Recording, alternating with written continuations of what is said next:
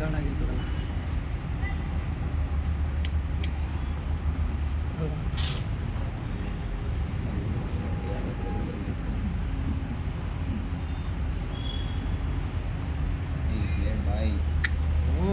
ಇಲ್ಲೇ ಶಾರ್ಟ್ ಇತ್ತು.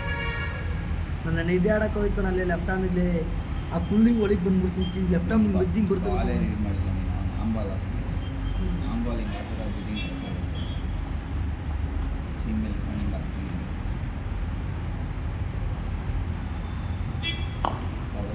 ತಗೋರು ತಗೋ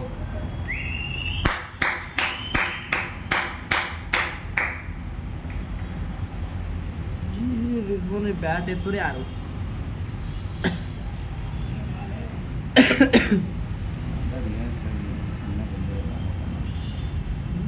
ಯಾರಿತ್ತು? ಅಲ್ಲ ನಾನು ಅನ್ಕೊಂಡಿದ್ದೀನಿ ಬೇರೆ ಟೀಮಲ್ಲಿ ನಾನು ಅನ್ಕೊಂಡಿದ್ದೀನಿ. ಗೊತ್ತೇ ಇದಿಲ್ಲ ಅವರು ಮತ್ತು ನಿಶಾಂತ್.